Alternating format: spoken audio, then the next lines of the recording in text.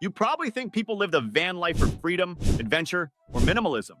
But what if I told you that's only half the truth, and the other half is something you never post on Instagram? Most of us get it wrong because we're too focused on the lifestyle to see the psychology underneath. Today, I'll show you why the real reason people crave van life has more to do with ego, trauma, and control than bucket list destinations. These are the 7 psychological reasons why van life pulls at your soul, even if you've never touched a steering wheel. From ego boosts to burnout recovery, from childhood wounds to wild independence, we're going deep into the mental map behind this lifestyle. And by the end of this video, you might realize you've been dreaming of van life for reasons you never dared to admit. Imagine your brain is a laptop with 74 tabs open, 3 of them playing music, and 1 of them screaming low battery. That's modern life for most of us. Notifications, deadlines, errands, traffic, noise. According to the American Psychological Association, 79% of adults report feeling overwhelmed by stress. That's nearly 4 out of 5 people walking around on the verge of a meltdown. And when your nervous system is constantly in fight or flight, your body pays for it. Higher cortisol, poor sleep, even memory loss. Van life, oddly enough, is the opposite of chaos. It's the Great Unplug. When you live in a van, your daily decisions are beautifully simple. Where do I park? What do I eat? Should I shower today? Maybe. That's it.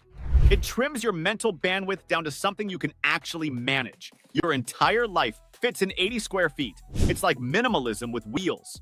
And here's the magic: minimalism calms the mind. Studies show that clutter increases cortisol levels, while clean, simple environments help us focus and feel emotionally regulated. Living in a van forces you to smash that like button if you haven't done so already. But no, in all seriousness, van life forces you to ditch the junk, physically and mentally. You don't need a giant kitchen. You need a quiet place to make eggs and breathe. So no, it's not just a road trip, it's therapy disguised as adventure. And it works better than most apps, plus it's a good ego boost. Let's be real, van life isn't just about freedom, it's also a little bit about flexing. That perfect photo of your back doors open to a beach sunrise, that's not just a memory, it's a message. A humble brag wrapped in a wanderlust. And while most people are stuck in rush hour traffic or sitting under fluorescent lights at 2 p.m. on a Tuesday, you're sipping coffee on a cliff like a mysterious nomad with your life figured out. That hits the ego just right. Psychologists call this distinctiveness motivation, the human desire to stand out and be seen as unique. According to a study from the University of Southampton, people who feel different in a positive way tend to report higher self-esteem and life satisfaction. And let's not ignore the social media effect. The average person spends about 2.5 hours a day on social media, often comparing their lives to curated highlight reels. Living in a van, even if it's chaotic and cramped, looks cool online. It sends the message, I broke free, why haven't you? Even the struggle becomes part of the brand. No plumbing, no problem. You're rugged, you're raw, you're doing what others won't, and that makes you feel like a rebel philosopher with Wi-Fi. So yes, it's a bit of a show, and nothing creates a better show than your childlike imagination. Remember when you were a kid and even a cardboard box could turn into a spaceship? Yeah, that imagination didn't die. It just got buried under grocery lists and Google Maps. Modern life is so predictable, it's almost boring by design. Wake up, check your phone, sit in traffic, work, scroll, sleep, repeat. Everything's scheduled, everything's labeled, everything's known. But your brain craves novelty. In fact, studies from the University of California show that new experiences trigger dopamine, the feel-good chemical that keeps us engaged and alive. Van life throws you headfirst into mystery. You don't always know where you'll sleep, what the weather will do, or if that gas station coffee is a risk you're willing to take. And that uncertainty? It's gold for your brain. Neuroscientists call it the novelty effect. It boosts memory, sharpens focus, and even increases creativity. When your routine is shaken up, your brain stops going through the motions and starts paying attention again. In a world where even your fridge can remind you to buy milk, van life feels like a real adventure. Not the Indiana Jones kind, but the where the heck am I and why is there a goat on this mountain road kind? It reawakens that old childhood spark, the one that used to turn forests into kingdoms. Except now, your kingdom has a steering wheel, and it can go anywhere your new identity shift tells it to. Speaking of which, sometimes you just want to hit the reset button on yourself. Not the change my hair kind of reset, the full-on identity upgrade. That's where van life steps in like a rolling witness protection program. One minute you're John from accounting who brings quinoa salad to the office potluck, and the next, you're a barefoot hiker photographer named River, making pour-over coffee in a canyon. And no one's around to say, wait, that's not you. Psychologists call this narrative identity, the idea that we're all telling ourselves stories about who we are. And when your environment changes dramatically, your story can too.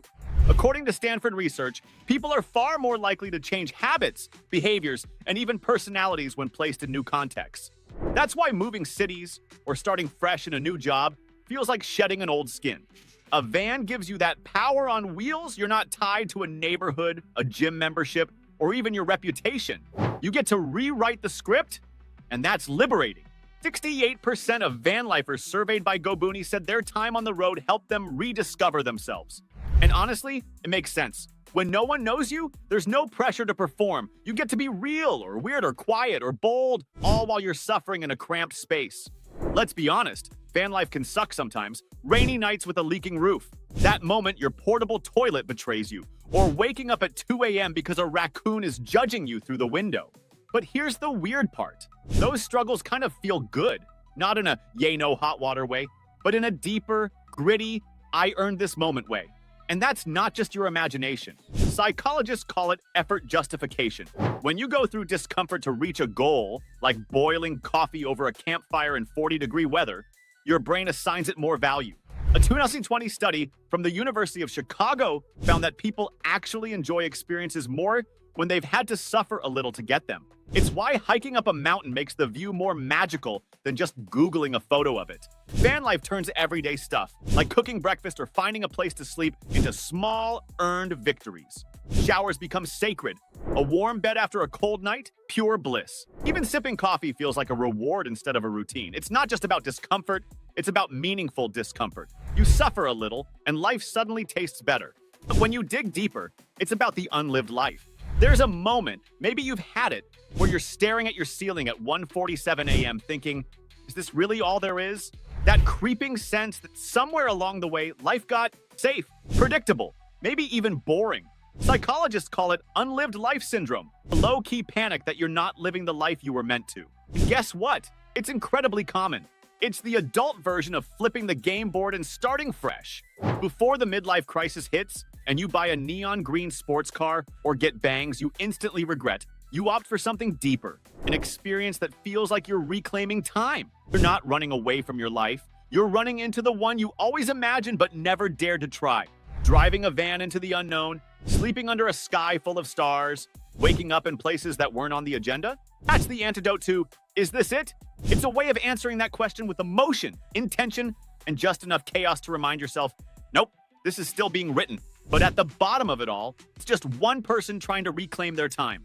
Let's face it, modern life is a time thief. You spend 2 hours a day commuting, another 8 in a job that drains you, and somehow still have to fit in groceries, laundry, texts, emails, and the occasional existential crisis.